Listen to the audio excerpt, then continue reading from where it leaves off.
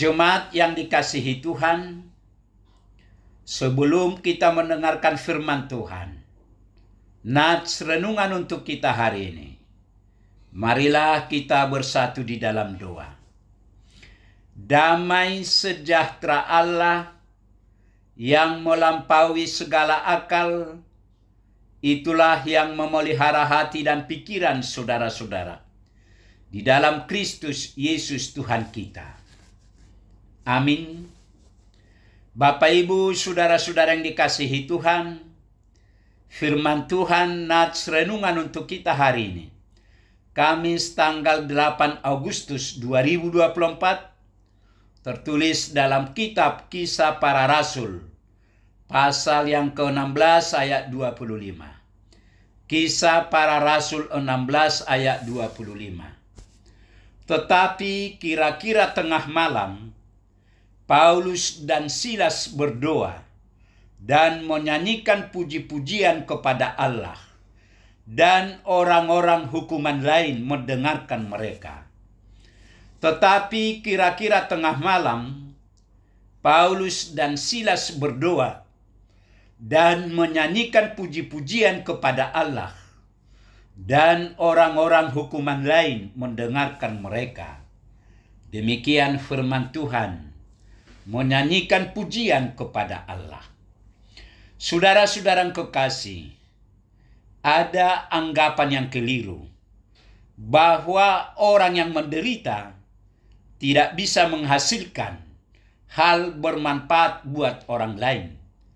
Seolah-olah penderitaan melumpuhkan daya juang dan daya cipta seseorang. Sungguh tidak betul. Orang yang menderita hanya bisa mengeluh, sekaligus kehilangan semangat terbaiknya. Memang, kita bisa temui ada orang yang menderita tidak berdaya apa-apa. Benar, seseorang yang sakit parah misalnya, cuma bisa berbaring lemah. Namun, bukan berarti penderitaannya mampu menghambat lahirnya hal yang berguna yang didambakan orang lain. Dari pengalaman nyata kita jumpai, lantaran penderitaannya, seseorang membuat sesuatu yang bermanfaat. Tidak hanya bermanfaat terhadap dirinya, terutama juga buat orang lain. Kita masih ingat kisah hidup Louis Braille. Dia mengalami kecelakaan dan berakibat kebutaan. Namun, justru dari situasi kebutaannya, Louis Braille mampu menemukan sistem membaca buat yang tunanetra, yang kini dinamakan huruf Braille. Demikian juga dalam hal kehidupan iman. Paulus dan Silas adalah pasangan yang kompak dan gigih memberitakan Injil Kristus.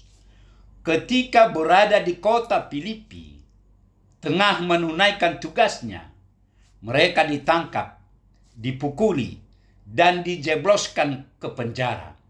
Kaki mereka dibelenggu. Kedua orang itu pasti berdarah-darah. Dimasukkan ke penjara pun, yang posisi ruangnya di tengah. Tentu pengalaman ketat ini agar peluang mereka melarikan diri kecil sekali. Saudara-saudara yang kekasih, Paulus dan Silas tentu menderita.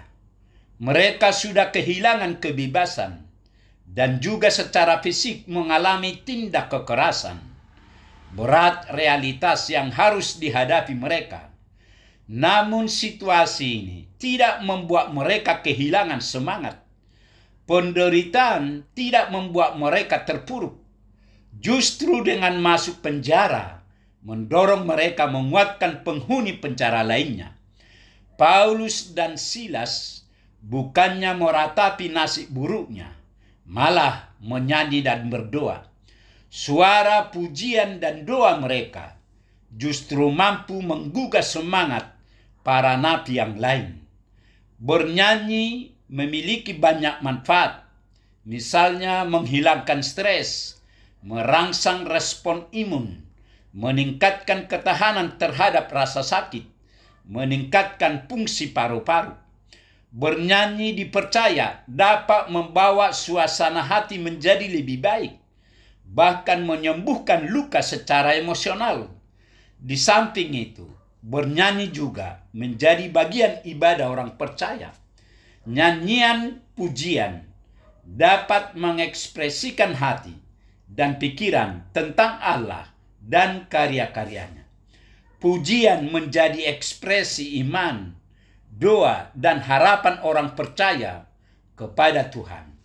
Karena itu, sungguh baik memuji Tuhan setiap waktu. Pujian bukan hanya dipakai untuk mengungkapkan kegembiraan ketika mengalami kemenangan, melainkan juga untuk menyeimbangkan dan melepaskan duka cita ketika menghadapi persoalan. Hal inilah yang dilakukan oleh Paulus dan Silas.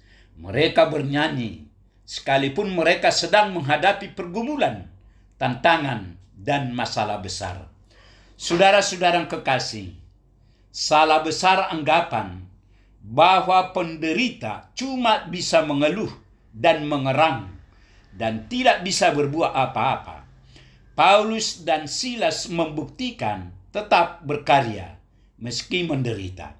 Untuk itu, kita tidak boleh menyerah oleh penderitaan. Melalui situasi penderitaan, firman Tuhan mengajarkan, sesungguhnya kita tetap bisa melakukan yang berguna. Penderitaan menjadi batu lompatan, meraih hal yang tidak diduga. Jika menderita saja masih bisa berkarya, tentu Anda dan saya yang sedang sehat atau tidak menderita mampu pula berkarya. Sesederhana apapun karya kita, harus kita berkarya. Amin, marilah kita berdoa. Tuhan Allah Bapa di surga, terima kasih Tuhan atas sapaan firman Tuhan kepada kami pagi ini. Kami mohon berkatilah firman-Mu ini. Berkati kami semua anak-anak-Mu, agar kami tetap bersukacita memuji dan memuliakan nama-Mu. Terima kasih Tuhan. Dalam Yesus kami berdoa dan mengucap syukur. Amin.